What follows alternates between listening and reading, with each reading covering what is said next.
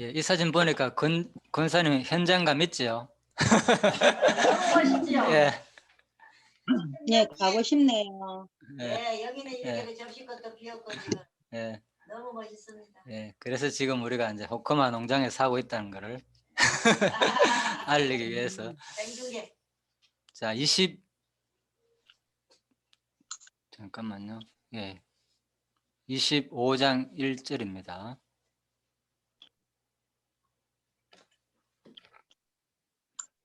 자, 아브라함이 후츠를 취하였다는 내용이 나옵니다. 25장 1절에. 그래서 조금 살펴보도록 하겠습니다. 그 본문을 이제 직역하면은 자, 이렇게 되어 있죠. 그리고 아브라함이 더하였다. 그리고 그는 한 아내를 취하였다가 된다. 자, 한글 개역 성경의 첫 번째 문장 YSF를 아무런 이유 없이 해석에 시켰다. 이는 원문의 의도를 급감시킨 일이다. 일단 따라서 창세기 기자 모세는 그때의 상을 독자들에게 다시 기억하게 하면서 아브라함이 후츠를 맞아 들이는 일을 다시 행했다고 고발하는 자세로 보도하고 있는 것이다. 그러니까 이거 조금 잘못을 지적하는 일이라는 거죠. 즉 새로운 사건을 전개하려고 시작하기 전에 성경 기자는 이 사건 즉 아브라함이 후츠를 취하는 일을 잘못된 일이라고 단정하고 있는 것이다.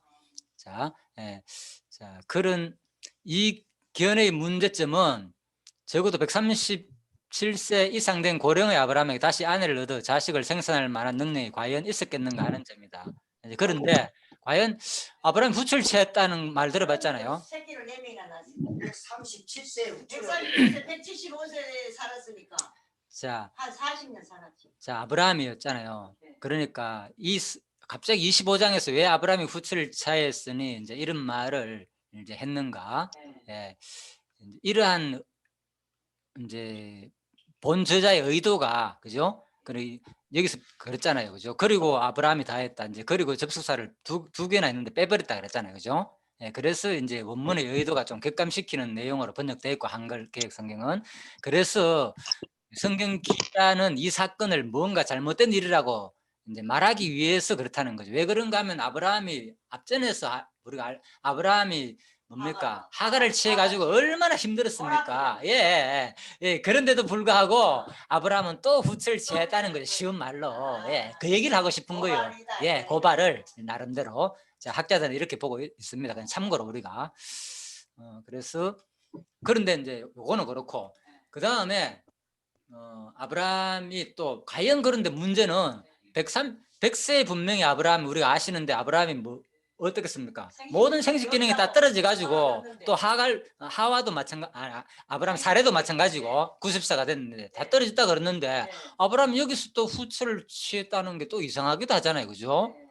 자, 읽어봅시다. 137세 된 고령의 아브라함에게 다시 아내를 얻어 자식을 생산할 만한 능력이 과연 있었겠는가 하는 점이다. 자, 그래서 사실 이삭을 얻기 전 100세경에 아브라함의 생식 능력은 죽은 자와 방불하지 않았는가? 이 문제에 관해 어거스틴은 이삭 잉태시에 아브라함에게 주어졌던 생산의 능력이 자 보십시오.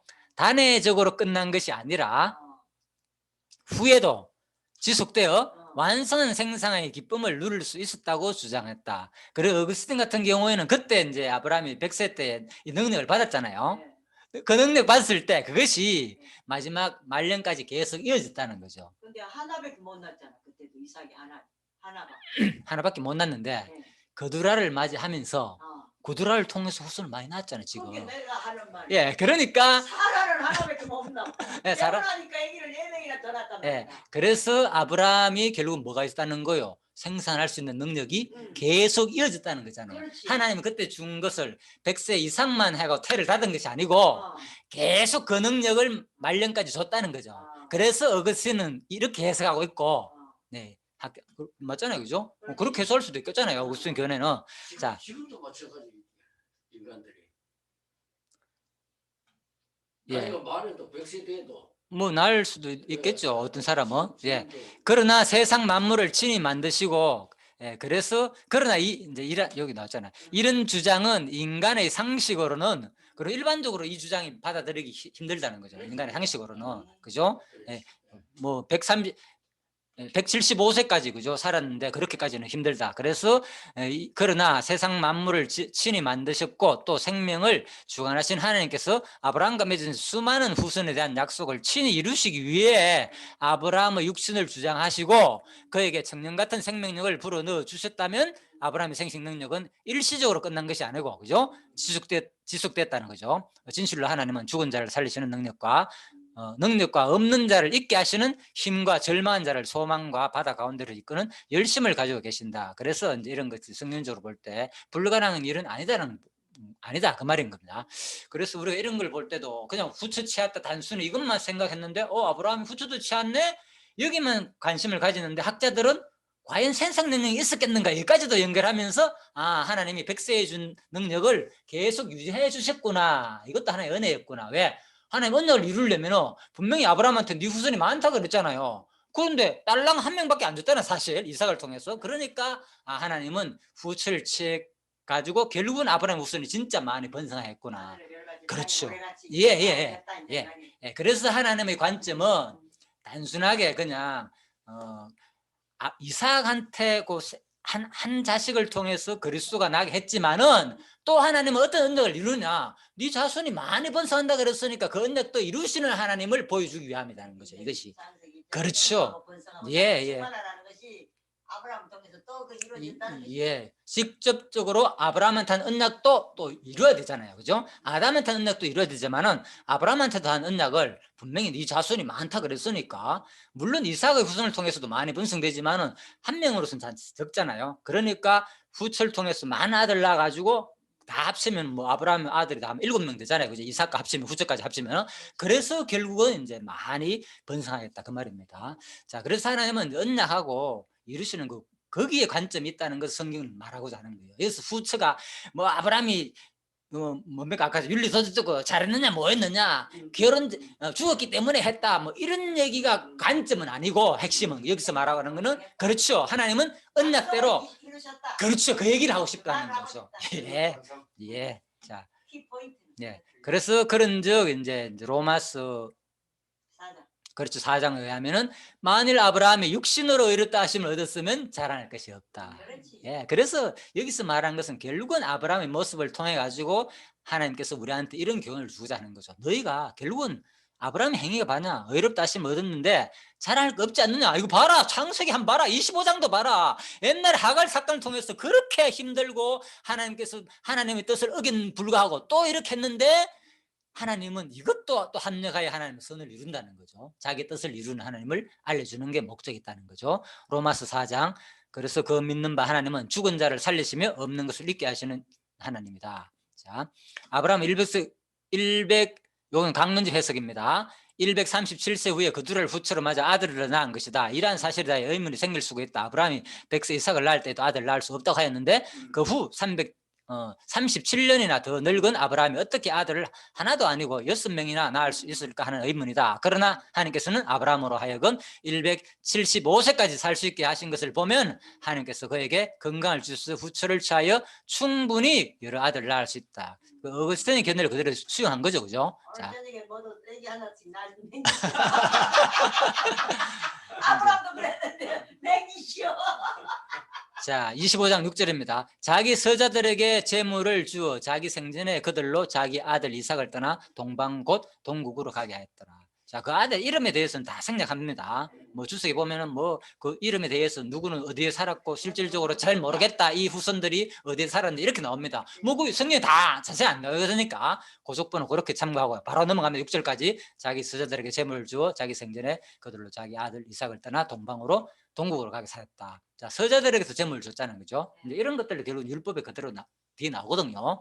자, 그래서 또한 이삭을 떠나 동방 곧 동국으로. 그러니까 이삭을 떠나서 멀리 살겠잖아요. 이런 것도 이유가 있다는 거죠. 왜 이런 일이 나오느냐? 일단 사실 떠났다는 이 말들은 다 사실 이제 강의형으로서 그죠? 추방해 버렸다, 쫓아내 버렸다 이런 뜻이거든요. 쉬운 말로 그냥 여기 완곡하게 좀 번역했지만 원문의 뜻에 의하면은 사실 누가 이삭이 그 후처들은 다 쫓아냈는 거예요. 멀리 너들 일러가 살아라 이인 거예요. 아버지도 죽었으니까 너희들이 이제 저 멀리 가서 살아. 그렇죠.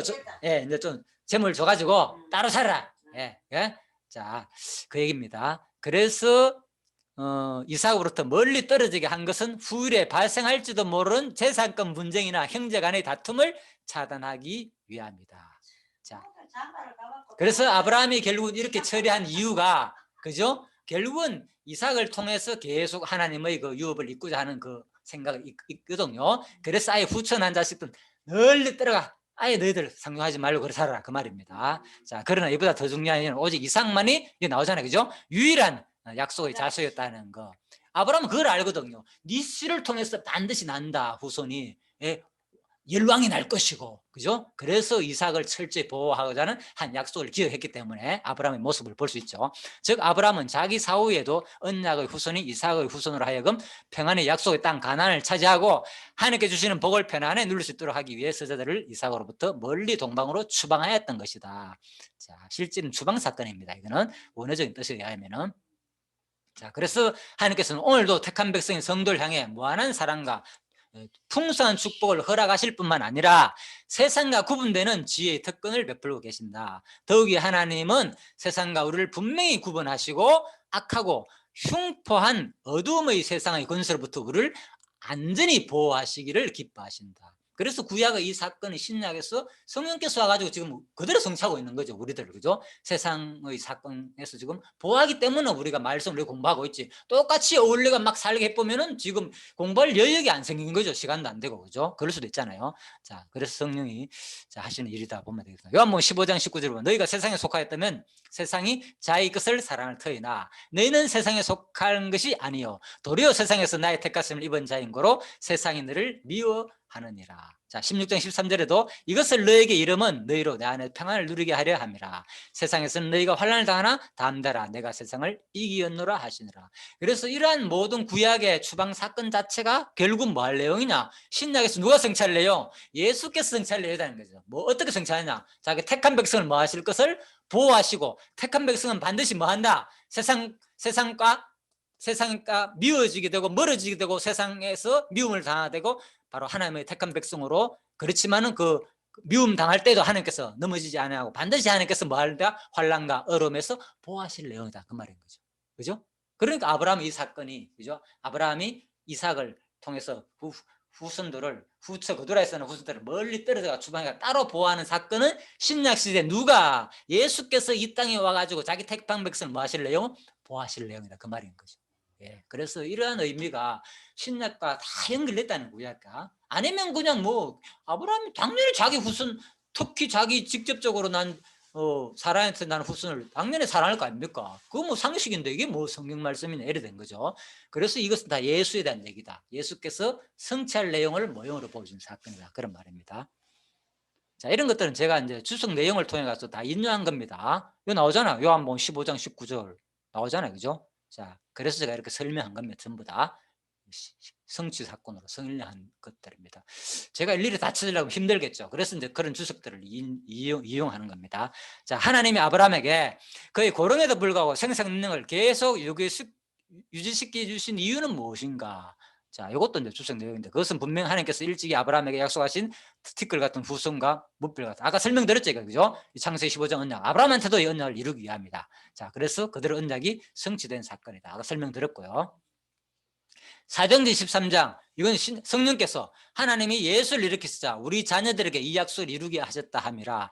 시편 둘째 편에 기록된 바와 같이 너는 내 아들이라 오늘날 너를 낳았다 하셨고, 예, 그래서 이런 언약을 성령께서 성취한다는 거죠, 그죠? 하나님께서 자녀를 통해서 자기 택한 백성을 많이 뭐 티끌같이 번성할 내용이다. 자, 그런 내용들입니다. 후손이 많이 번성한 것은 바로 신약 시대에 와가지고 성령께서도 이렇게 자기 택한 백성을 번성할 내용이다. 자, 그런 내용까지 연결해 보았습니다. 자, 2장 7절이면 너는 내 아들아 오늘날 내가 넣었다. 근데 이 말을 자, 조금 더 해석해 봅시다. 이 시편 내용을 인용한 것을. 즉 과거 하나님께서 다윗에게 언약을 주실 때 그의 뒤를 이어 그 몸에서 태어날 자식을 아들로 삼겠다고 말씀하셨는데, 자, 솔로몬에게 그대로 이제 성취되었습니다, 이 말은. 그래서 이 예언은 솔로몬 한 사람만을 바라보는 예언이 아니라 시편 기자가 다윗이 한 말이라면 당연히 너는 내 아들이라 오늘날 내가 너를 낳았더라, 이런 말은 반드시 누구한테 한 말입니까? 솔로몬 아들한테 한 얘기잖아요. 그러니까 솔로몬한테 한 얘기잖아요, 그죠? 자, 다윗이 솔로몬한테 야, 너 내 아들이라 분명히 얘기했잖아. 오늘 내가 너 낳았지 않느냐. 이렇게 교훈적으로 시를 적은 내용인데 이것이 이 예언이 솔로몬 한 사람만을 바라보는 예언이 아니라는 거죠. 시편의 기록 내용은 누구에 대한 예언입니까? 크게 보면은 구약의 모든 시가서의 예언든 선지자, 참 선지자 왕 제사장으로 오실 그리스도의 예언이거든요. 그러니까 이것이 직접적으로는 솔로몬한테 한 얘기지만 다윗이 이 얘기는 바로 이러한 사실은 본선 선언구를 신약의 사도 바울이 예수 그리스도로 말미암아 바로 구약에서 예언된 누구로 메시아이심을 논증하기 위해서 인용한 거잖아요. 지금 그러기 때문에 즉 이는 궁극적으로 다윗의 후손이자 하나님의 아들로 오신 예수 그리스도까지 동시에 바라보는 이중 성격을 함축하는 메시아 예언으로 봐야 된다는 거죠. 두 가지 성격이다. 직접적으로는 솔로몬한테 한 아들이라고 표현한 거지만은 이것은 장차 누구 진짜 참 아들로 오실 그리스도한 예언 사건으로 봐야 된다는 거죠. 이 학자들 해석입니다. 자, 넘어가겠습니다. 그래서 사도행전 13장에 바로 오늘도 조상들에게 주신 약속을 너에게 전파하노니 곧 하나님이 예수를 일으키시자 우리 자녀들에게 이 약속을 이루게 하셨다 함이라. 시편 2째 편에 기록된 바와 같이 너는 내 아들이라 오늘 너를 낳았다 하셨고, 예, 그래서 우리도 조상들에게 주신 약속을 너에게 전파하노니, 그죠? 그래서 이제 사도행전에서 제자들이 베드로가 말씀을 전파할 때 이런 얘기들입니다. 예수님이 바로 일으키사 똑같이 낳았다 그렇게 전하고 있습니다. 너는 내 아들이라. 자, 이중성격이라고 얘기했죠. 사무엘의 7장 내 손 안에 서서 내 조상들과 함께 잘 때 네가 내 손에 내 자식을 낳을 것이고 또 나는 그 아비가 되고 그는 내 아들아 이러니. 자, 사무엘에서도 이런 말이 나옵니다. 사무엘한테 보면은 자, 내 수 안에 차서 네 조상들과 함께 잘 때 내가 네 몸에서 내 자식을 낳는다. 자, 이것은 네 몸에서 낳을 자식은 누구를 말하는 겁니까? 솔로몬을 말하는 거죠. 그런데 솔로몬에 대해서 하나님이 보십시오. 솔로몬이 사무엘서의 7장에서 다윗한테 한 말입니다. 나는 그 아비가 되고 그는 뭐라고요? 내 아들이 된다. 하나님이요 다윗한테 솔로몬한테 네가 솔로몬한테 자식이 날 것인데 그를 통해서 뭐 한다? 이 성전 짓게 하겠다 그 얘기잖아요. 그런데 그 솔로몬을 하는 말이 나는 그 아비가 되고 그는 내 아들이 된다 그랬어요. 이미 하나님께서 솔로몬을 자기 아들이라 칭했는 거예요. 그렇죠? 그런데 아까 전에 그랬잖아요. 여기서 시편에 의한다면 이 솔로몬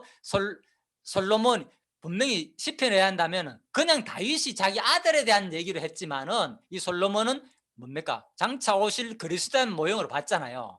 그러니까 이 솔로몬이 똑같이 뭡니까? 하나님께서 솔로몬을 자기 아들이라고 칭했고 그렇다면은 신약 시대에 오실 이 솔로몬은 누굽니까? 결국은 예수 그리스도라고 말인 거예요. 그래서 제가 사무엘하 7장을 연결시키는 거예요. 하나님이 이때 미리 솔로몬을 내 아들을 켰는 거라. 네 아들이 아니고 솔로몬 내 아들이라 이렇게 말했는 거야. 사무엘하 7장에서. 그런데 알고 보니까 이 솔로몬이 그죠? 예, 신약에 의하면 결국은 바로 그리스도로 올 아들을 모형으로 보였다는 거죠. 솔로몬보다 내가 더 크다. 그래. 예, 이제 그래 되는 거죠. 자, 그래서 자 25장 7절 11절입니다. 이번에는 아브라함이 죽어 산 밭에 장사하고 이삭이 복을 받는 내용입니다. 그래서 결국은 아브라함 학년 175세라, 그죠? 오래 살았죠.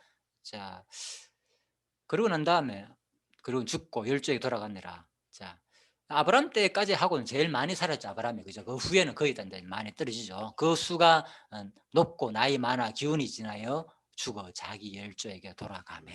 자, 그 아들 이삭과 이스마엘이 자 마므리 앞 해족속 소알의 아들 에브론의 밭에 있는 막벨라 굴의 장사였고 이것은 아브라함이 해족속의 산 밭이라 아브라함과 그 아내가 거기 장사되니라. 아브라함이 죽은 후에 하나님이 그 아들 이삭에게 복을 주셨고 이삭은 브엘라헤로의 근처에 가였더라.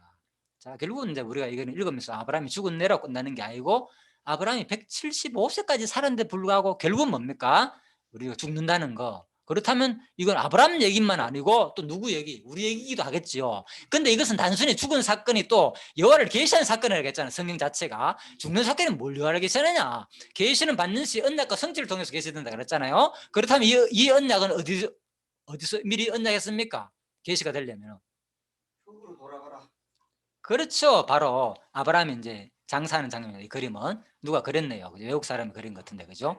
짝짝짝짝 막 바위에다 굴을 쳐가지고. 예, 그렇죠. 이제 전부 다 막 연필 같은 거로 그죠? 이렇게 그리는 거네요, 그죠? 일일이 자 이제 자 이렇게 하는 장면입니다. 자 7절 다시 보겠습니다. 열조에게 돌아가라. 자, 그 기준에서 일단 먼저 봅시다요. 이제 주석에서 해석해 놨는 거. 진실로 누구에게나 이러한 인생의 최후 순간은 오게 될 것이다. 이런 교훈을 받잖아. 우리가 보면 성경 보면 아브라함 죽은 대로 끝나는 게 아니고 아브라함 죽는다는 것은 누구나 나도 죽게 이거 생각하라는 거예요. 1차적으로 지금 교훈은 그거 있잖아요.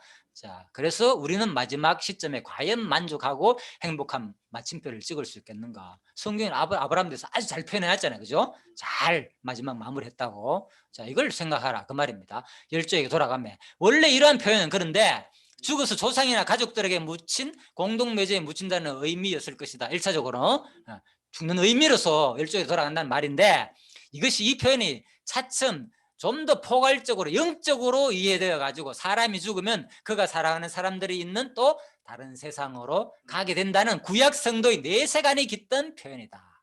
그렇죠? 죽게 되면 또 다른 세상으로 간다는 자 그렇게 보면 된다. 또 하나의 시작이다. 복된 출발점으로 보면 된다는 거죠. 그래서 돌아가서 만날 영광스러운 하나님과 믿음의 선조들이 있는 소망의 바로 존재이다. 우리들은.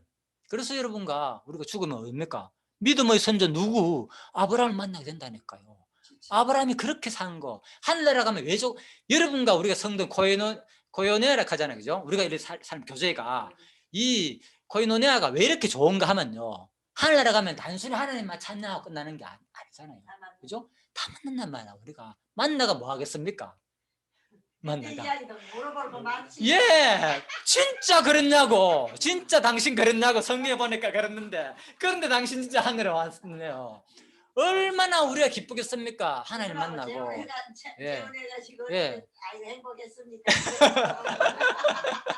예, 우리가 하늘나라 가면요. 아브라함 품에 아브라함 품에 누가 있다고 했어요? 거지.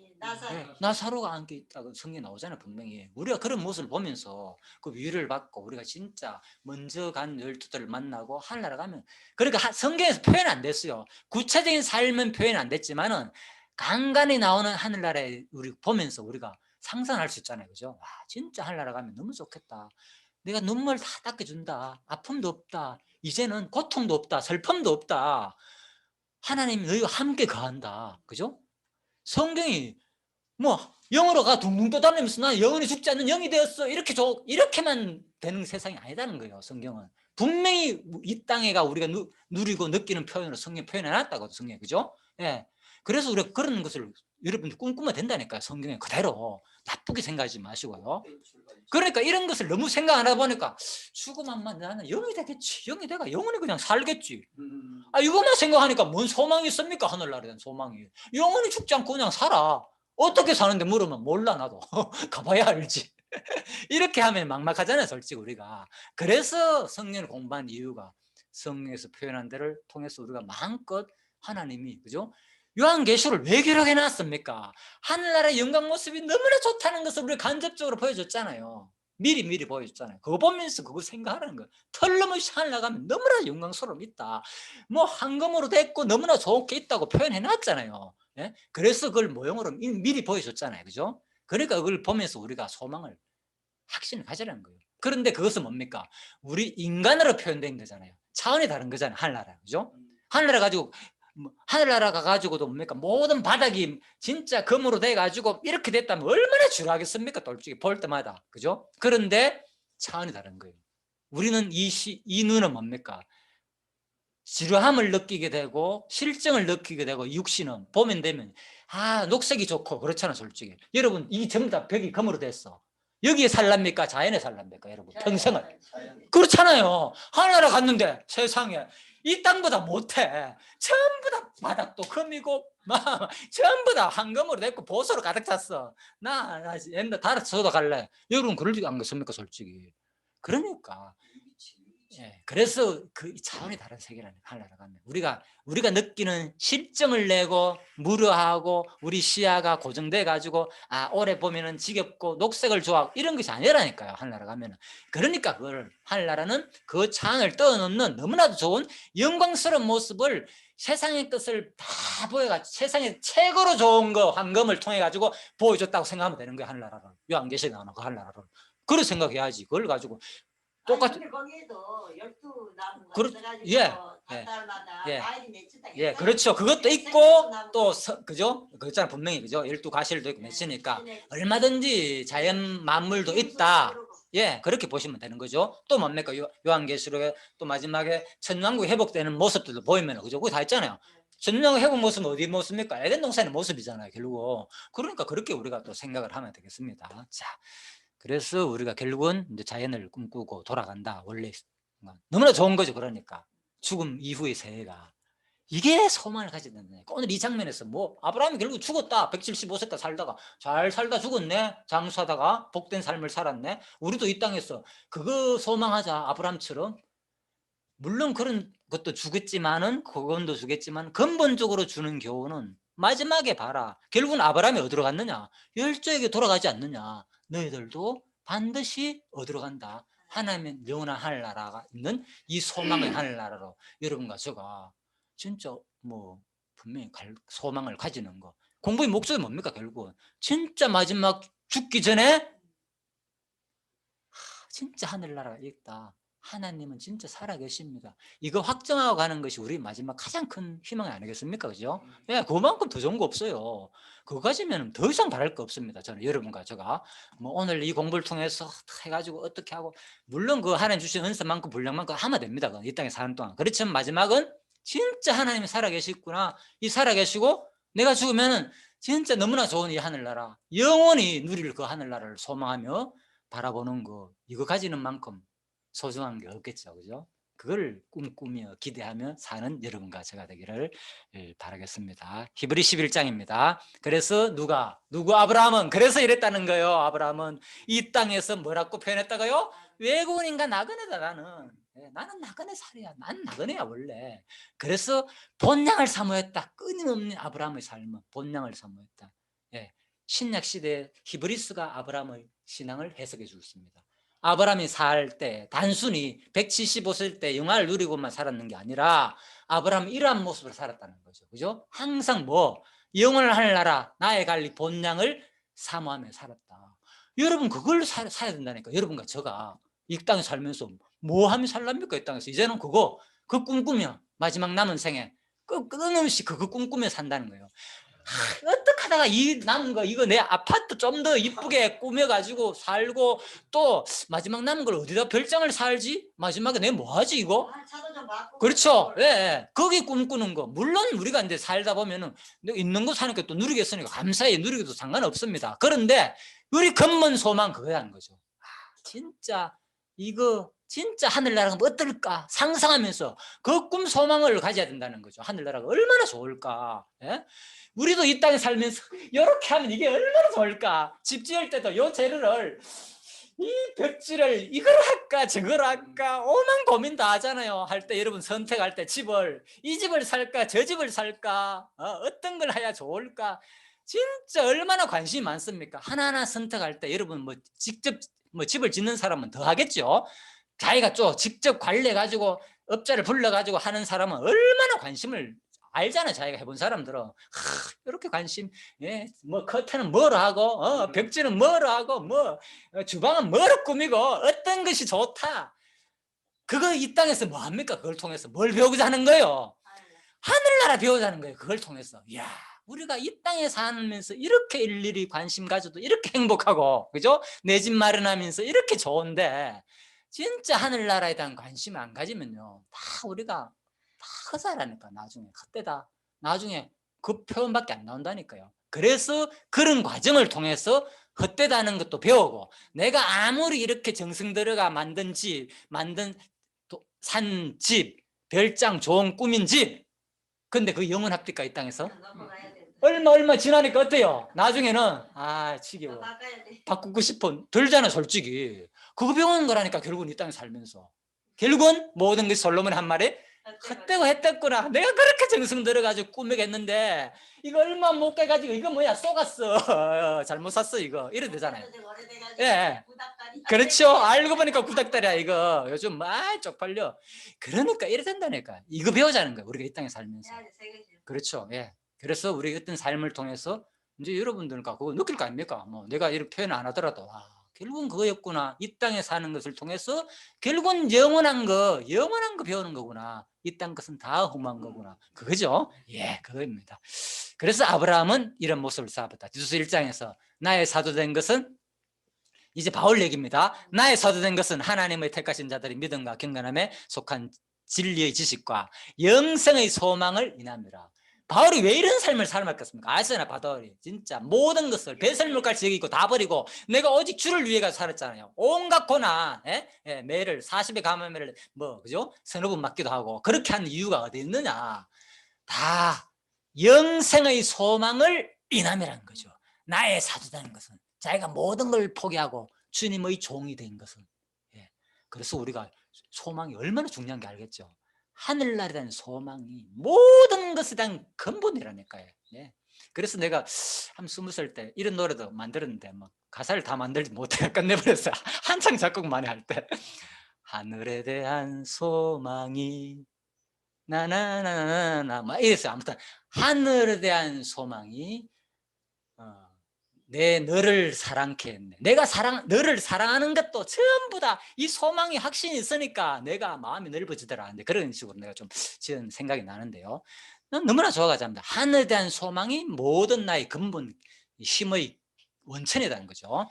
자, 그래서 데살로니가전서 5장 8절에 하면은 우리는 낮에 속하였으나 근심하여 믿음과 사랑의 흉배를 붙이고 구원의 소망의 투구를 쓰자.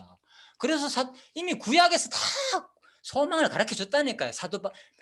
아브라함의 삶의 모습을 통해서 신약에서 왜 이렇게 가르쳤냐? 봐라, 구약에서 다 가르쳐 주지 않느냐? 영원한 하늘을 소망했고 누구도 아브라함도 마찬가지고. 그래서 똑같이 이번에 누가 가르친다고요? 성령이 가르친다니까. 구원 소망을 두자. 소망의 투구를 쓰자. 그래서 우리가 이 땅에서도 진짜 성령의 열매잖아요. 전부 다 소망을 두는 거, 구원의 투구를 쓰는 거, 전신갑주 있는 거 다 성령의 열매거든요. 우리가 이런 것들도 다른 것보다도 가장 뭡니까? 갑주 입는 가운데 머리가 가장 소중하잖아요. 그런데 머리가 가장 소중한데 여기 표현을 구원의 소망을 투구를 쓰자 표현한 거예요. 와, 그래서 우리가 모든 전신갑주를 입는 가운데 가장 소중한 건 머리에 뭘 써야 됐나? 소망의 투구를 쓰자는 거예요. 내가 이런 걸 읽으면서 와, 너무 은혜가 되더라고요. 자, 7절 아브라함의 향년이 15분 후에 마치도록 하겠습니다. 175세라 그가 수가 높고 나이 많아 기운이 지나여 죽어 자기 열조에 돌아가면. 이제 이 말이 좀 새롭게 들리죠. 그죠? 이런 말이 단순한 말이 아니고 엄청난 말이었구나. 그래서 요한계시록 14장에 하면 또 내가 들으니 하늘에서 음성이 나서 가로되 기록하라. 지금 이후로 주 안에서 죽은 자들은 뭐라고요? 복이 있도다. 지금 이후로 주 안에서 죽은 자들은 복이 있다. 왜? 그들은 영원한 하나라 가기 때문에. 성령이 가르치되 그러하다 저희 수고를 거치고 시리니. 솔직히 여러분과 이 땅에 사는 건 뭡니까? 끊이면 수고잖아요. 그죠? 전도서에 하면 고통이고 힘든 것은 고난이다. 이 땅에 사는 것은. 그래서 나중에 이미 우리가 죽는 것이 나쁜 것이 아니고 뭐라고요? 그동안 사는 모든 것을 수고를 다 내려놓는 편안한 안식이다. 그래서 우리가 안식에 들어가는 거예요. 그걸 꿈꾸는 거예요. 이 성경 공부가 결국은 뭐까지 이어지느냐? 여러분과 저에게 영원한 안식을 소망을 준다는 공부가 된다는 거예요. 신학을 한다는 것처럼 하나님을 배운다는 자체가. 그걸 우리가 소망을 가지기를 바랍니다. 그래서 바로 요한계시록에서도 이미 다 구약에서의 모든 아브라함의 삶은 신약과 성령께서 그대로 다시 우리한테 교훈함으로 성취할 내용이다. 21장입니다. 하나님이 저와 함께 가시리니. 자, 마지막에 요한계시록 21장에 하면 어떻게 됩니까?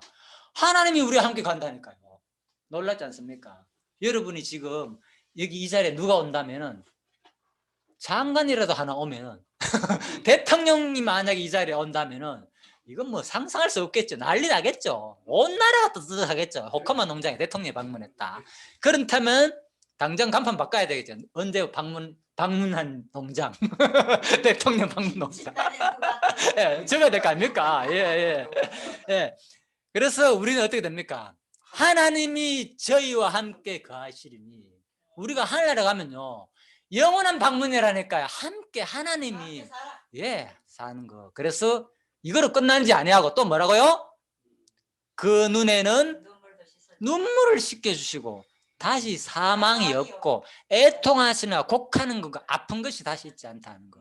예, 그래서 제가 이 공부를 하면서 계속 요한계시를 하는 이유가요, 마지막 결국 요한계시록을 소망하라는 거예요. 결국은 창세기에서 가르치는 거는, 그죠?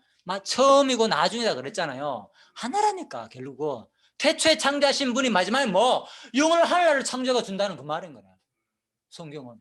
그죠? 예. 그러니까 창세기 요한계시록이 딱 연결되잖아요.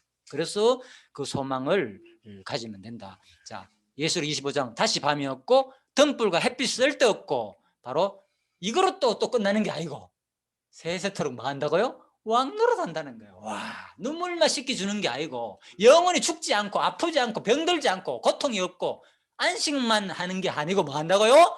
세세토록 왕노릇까지 한다는 거예요. 진짜 좋죠 이거. 그냥 함께 있는 정도가 아니라 우리가 이제 같이 누린다는 거예요. 그만큼. 자, 꿈꾸시 어떤 왕노릇인지 모릅니다. 저는 이 무주 만물을 다스릴지, 그죠? 자, 진짜 세세토록 왕노릇 한다. 그만큼 뭡니까? 존귀하게 되고 누린다는 거죠. 그죠? 이런 표현을 이제 그렇게 해석하면 됩니다. 왕처럼. 그래서 제가 적어놨잖아요. 여기서 왕노릇 한다는 것은 왕으로서 상대방을 굴복시킨다는 의미가 아니라, 천국 가가지고도 누구는 왕노릇하고 누구는 뭐 쫄병하면 얼마나 기분 나쁩니까? 그게 아니고 진짜 왕처럼 우리가 존경하게 된다. 자, 이렇게 학자들의 해석입니다. 자, 참고하시고요. 누가복음 13장, 너희가 아브라함과 이삭과 야곱과 모든 선자는 한 나라에 있고 오직 너희는 밖에 쫓겨난 그들을 볼 때 거기서 슬퍼 울며 이를 갈미쓰라. 반면에 이제입니다. 다시 그동안 좋은 것만 생각했는데 거꾸로 반면에 누구는 오직 너희는 밖에 쫓겨난 것을 볼 때에 거기서 슬퍼 울며 이를 갈미쓰리라. 진짜 상상하기 어렵죠. 그렇지만 우리는 뭐라고요? 왕노릇 한다. 같이 봐야 된다. 같이 두 가지를 같이 본다. 자, 그래서 슬퍼 이를 갈미 있다는 거. 자, 여기서 보면 아브라함은 이삭과 야곱과 선지자가 하나님 나라에 있는 것을 볼 수 있는 곳으로 표현했다는 그 말입니다. 거기서 슬퍼 울며 갈며, 볼까 다시 누가복음 14장, 너희는 아브라함과 이삭과 야곱과 모든 선지자는 하나님 나라에 있고, 그렇잖아요. 우리는 하나님 나라에 있는데 오직 너희는 밖에 쫓겨난 것을 볼 때에, 그죠? 쫓겨난 것을 볼 수 있다는 거예요. 하늘나라 가면은. 그렇잖아요. 우리는 하늘나라에 있는데 너희들은 뭐 쫓겨난 것들 볼 수 있다는 거예요. 거기서 울며 슬퍼하며 이를 가는 그거 장면을 볼 수 있다는 거예요. 그래서 이 누가복음 13장에 의하면은 너희가 아브라함과 그래서 학자들은 이걸 그렇게 해석하고 있습니다. 그래서 쫓겨난 하늘나라 밖에 있는 것을 볼 때, 그래서 왜 성경에도 나오잖아요. 보면은 뭡니까? 아브라함과 누구 품에 안긴 나사로가, 그죠? 지옥에 있는 천국을 보잖아요. 그 거지를, 아니 그 부자를 보잖아요. 그 얘기라니까. 자, 그래서 바로 이런 것들을 보면서 우리가 하늘나라가 얼마나 좋은 반면에 밖으로 쫓겨난 자의 비참한 상태를 보자. 그래서 이걸 통해서 보면서 우리가 어떤 비교를 통해서 더 행복을 누린다는 어떤 비교적인 상대적인 그런 개념이 아니라 절대적인 개념과 상대적인 개념, 절대적으로 너무나도 천국은 좋고 절대적으로 지옥은 너무나도 나쁘다는 것을 같이 누린다는 거죠. 우리 하나 그걸 보면서, 그죠? 자, 그런 천국을 우리가 소망한다 그 말입니다. 자, 이 상태가 되면은 9절입니다. 그 아들 이삭과 아브라함이 그의 마므리 앞 헷족속 소알의 아들 에브론 밭에 있는 막벨라 굴에 장사했다. 이제 그거고, 장사한 삶. 그래서 아까 설명 다 했죠? 멀리 보냈는 거. 그리고 실제적으로 자신이 묻힐 알잖아요. 땅 한 평도 안 되는 그런 것밖에 결국은 소유하지 못했는 거야. 아브라함 죽고 난 다음에. 그잖아요? 그 얘기를 하니까 진짜. 결론 죽고 나니까 아이고 없구나. 한 평 남짓한 거. 실제로 많은 땅 차지한다 그러는데 실제로 아브라함이 땅이 차지한 곳은 막벨라 굴 한 평 남짓. 그밖에 차지하지 못했다 그 말입니다. 그래서 바로 그 후손인 이스라엘 백성들이 살게 될 것에 대한 예시적 역할을 한다. 이 땅을 차지한 자체가, 아브라함이 묻혔다는 자체가 뭡니까? 그 후손들이 이 땅을 차지할 것이다. 그걸 예시하는 사건이다. 그죠? 그래서 영원하고 썩지 않는 하늘 가나안을 허락하심으로써 당신이 언약한 사실이 심실성을 입증한다 그 말입니다. 가나안을 허락함으로써. 그래서 결국은 이 장면이 뭐가 성취된 사건이냐 알고 보면은 창세기 2장 17절 말씀. 뭐 선악을 알건 나무 실력을 먹지 마라. 네가 먹는 날에는 정령 죽으리라는 또 이 하나님 언약이 그대로 계속 성취된 사건이다. 창세기 2장 17절은 어디까지 이루어지느냐? 요한계시록까지 성취된다니까 이 장면은 또 그렇잖아요. 모든 죽는 사건은 창세기 2장 17절에 성취된 사건이다. 하나님 계획 사건이라니까. 끊임없이 하나님 말씀은 그대로 이루어진다는 걸 보여주는 사건. 그러니까 우리가 장례식을 볼 때마다 와 하나님은 그대로 말씀대로 이루시는 분이구나. 왜? 선악과 알고 따먹은 후에 죽는다 하더만 모든 인류가 진짜 죽을 수밖에 없는 존재이구나. 그러면서 또 하나님의 언약을 우리가 또 기억하는 계기가 되겠죠. 그래서 바로 히브리서 9장에 한 번 죽는 것은 사람에게 정한 것이요 그 후에는 심판이 있으리라. 마지막에 죽으면 끝나는 게 아니고 봤죠? 심판은 두 가지입니다. 택자에게는 영원한 소망과 천국이라는 행복이 있고 불택자에게는 영원한 고통이 따른다는 거. 자, 그래서 25장 12절 30절 마지막입니다. 이스라엘 후손의 이름과 거처, 그죠? 자, 우리가 뭐 이런 지역에 대해서는 자세히 알 수 없습니다. 그렇지만 이렇게 흩어져 살았고, 그래서 이스마엘도 뭡니까 137세까지나 살았다. 상당히 오래 살았죠. 자, 이런 내용이 쭉 나옵니다. 그래서 이렇게 살은 것이 뭡니까?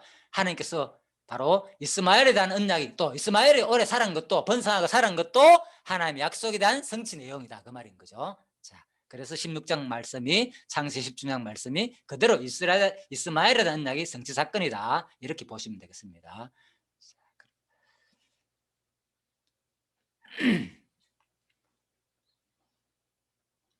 25장 19절에 지금 마지막입니다. 이삭의 후예로 아내 리브가가 야곱과 에스를 출산함.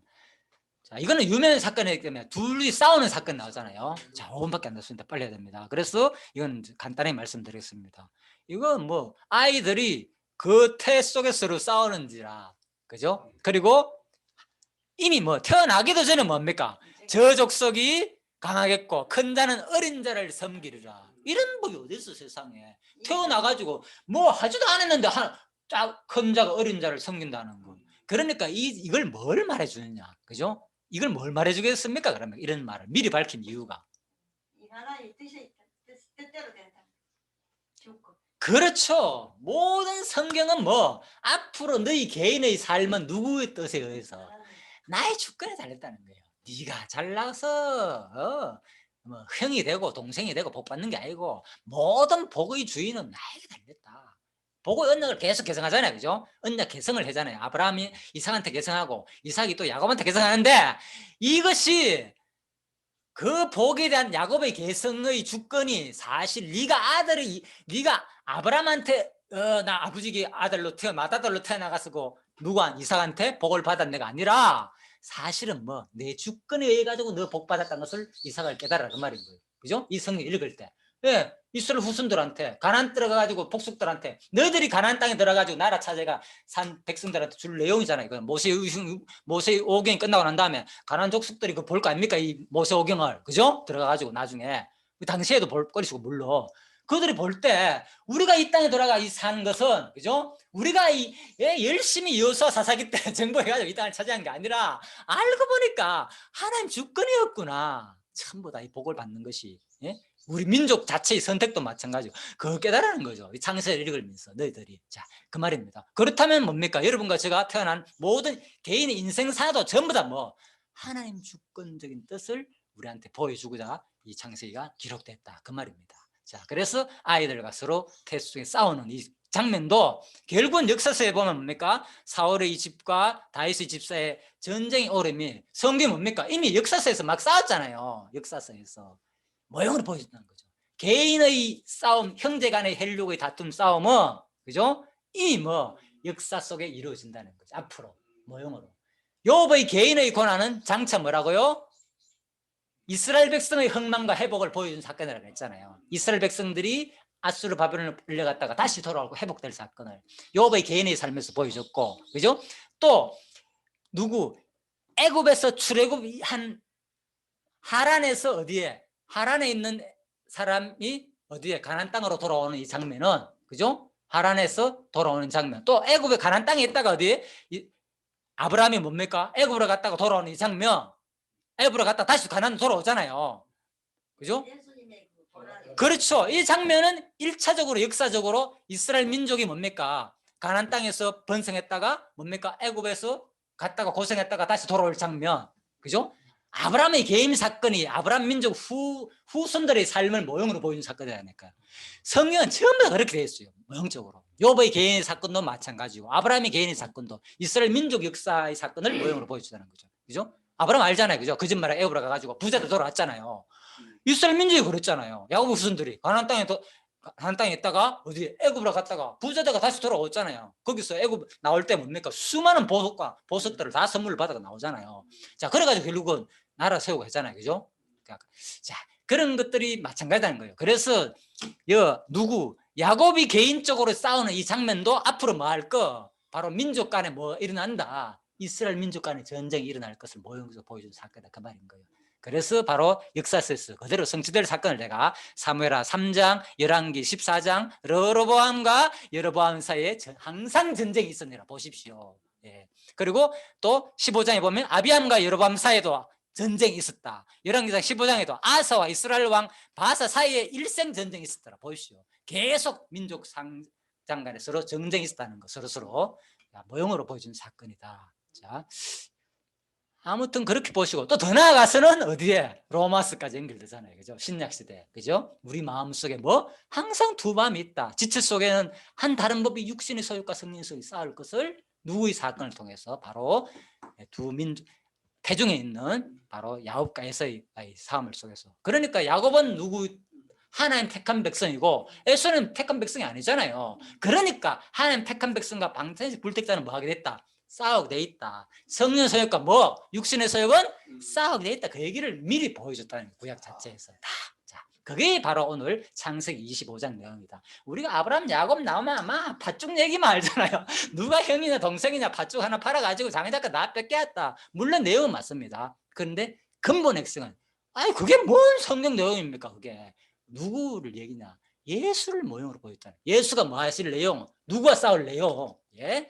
끊임없는 사단과 싸우실 내용이다. 누가 승리할 거? 결국 뭐 사단과 싸우지만 승리할 내용이다. 야곱이. 그죠? 그 얘기입니다. 자, 그렇게 보시면 되겠습니다. 그래서 바로 승리해가지고 요한계시록 20장에 저를 미혹하는 마귀가 불과 유황못에 던지우니 예수 그리스도가 승리할 모습을 보여줬다. 그래서 두 민족이 복종해서 나누인다. 자, 마지막 그래서 뭐 역사서에서 다 근거 잡았습니다. 8장에서 그죠? 서로 싸우는 장면들, 예? 민족 간에 싸우는 거, 다윗과 에돔 족속이 싸우는 거, 그죠? 다윗 족속과 에돔 족속이 싸워가지고 8만을 죽이잖아요. 보십시오, 에돔 족속을 이미 성경에서 개인적으로 이미 뭡니까? 개인의 삶 속에서 벌써 보여줬다는 거. 에돔 사람이 다윗의 종이 되고, 그죠? 에돔의 후손과 야곱의 후손이 싸울 내용들 다 보여줬다 미리. 그리고 여호람 때에도 바로 에돔이 배반하여 유다의 수하에 들어갔다. 그렇지만은 결국은 끊임없이 바로 이 언약이 성취되는 거 역사 속에서 그죠? 동생이 숨긴다는 거. 자, 그 말입니다. 27절에 34절 에서가 야곱에게 떡과 팥죽을 먹고 장자 명분을 팔아. 자, 시간이 다 됐기 때문에 이 장면은 잘 아실죠? 자, 파는 그림입니다. 그냥 자, 넘어가도록 하겠습니다. 그래서 결론 자손이 번성하는 내용 택한 백성이 번성할 것이라는 예표를 모형 그림자이다. 그죠? 요한계시록 했죠? 그래서 너는 아무 낙이 없다고 할 해가 가깝기 전에 창조자를 기억하라. 전도 12장입니다. 흙은 여전히 땅으로 돌아가고 신은 거주신 하나님에게 돌아가기 전에 기억하라. 자, 계시록 7장입니다. 능히 셀 수 없는 하늘나라, 영원한 하늘나라. 아까 다 설명드렸죠. 이거 우리가 구원의 보호자에 앉으신 우리 하나님께 어린 양에게 떴다. 그래서 이 언약이 그대로 성취돼 가지고 하늘나라 가지고 뭐 할 내용? 마지막에 우리가 하나님을 영원히 찬양하고, 그죠? 이 땅에 사는 동안 마지막 아브람처럼 목숨이 끝나기 전에, 그죠? 나는 아무 낙이 없다고 할 해가 가깝기 전에 영원한 하늘나라를 기억하고 또 영원한 하늘나라로 반드시 우리는 돌아가는, 그죠? 영원한 하늘나라를 소망하는 여러분과 제가 간절히 되기를 오늘 창세기 25장 내용을 통해서 우리가 전체 내용을 한번 살펴보았습니다. 예, 수고하셨고요. 장로님 기도해 주고 마치겠습니다. 기도하겠습니다. 살아계신 하나님 아버지, 참으로 감사를 드립니다. 참 이렇게 창세기 이 목요일 날 이렇게 공부하는 이 모임이 참 대구에서 이렇게 서본사님 참 통하여 참 새신자 양육반에서 이렇게 말씀을 끊임없이 이렇게 듣게 하셨고, 또 이렇게 참 이 포항에 참 이렇게 토요일 날 이렇게 날짜를 또 토요일로 변경해서 참 이렇게 새신자를 통하여 또 이러한 또 축복을 받을 수 있도록 말씀을 들을 수 있도록 또 이렇게 길을 열어주심을 감사합니다. 참 하나님 아버지, 그 새신자의 마음을 주님 움직여 주셔서 참 이 모임에 공부할 수 있는 그러한 시간도 주님께서 인도하여 주시기를 참 바랍니다. 오늘 이렇게 목요일 날 공부하는 걸 토요일 날로 이렇게 옮겨서 참 장로님 이렇게 오셔갖고, 또 오늘 또 강 목사님도 이렇게 처음으로 참 이렇게 참석을 하여서 참 이렇게 창세기 25장 말씀을 참 이렇게 듣게 하여 주심을 감사를 드립니다. 정말 오늘 그 아브라함의 그 생애를 이렇게 볼 때에 정말 인생은 나그네와 같고 행인과 같고 안개와 같고, 참 정말 이 세상의 모든 삶이 참 이 땅에 소망이 있는 것이 아니라 정말 택한 백성들의 그 소망은 하늘나라의 시민권이 있다고 참 이렇게 말씀하셨습니다. 참 오늘도 아브라함이 참 이렇게 그 사라가 죽고 그 후처를 이렇게 얻었을 때에 그 내용상으로 인간적인 생각을 이렇게 볼 때에는 참 거부 반응이 있고, 참 그렇지만은 이 여호와 계시라는 이 말씀 안에서 이렇게 볼 때에 참 하나님께서 축복하는 이런 장면을 참 볼 수 있습니다. 참 우리가 이 세상에 살면서 참 육신이 있기 때문에 참 세상의 어떠한 선과 악이라는 그런 기준에 휘말려서 그 마음이 혼돈스럽고 참 머리가 복잡하고 참 마음의 안식을 누릴 때가 참 없지만은, 이러한 말씀을 참 이렇게 들을 때에 참 머리의 안식과 평강과 참 주님 말씀으로 말미암아 참 모든 것을 이렇게 기쁜 마음으로 이 말씀을 들을 수 있도록 인도하여 주심을 참으로 감사를 드립니다.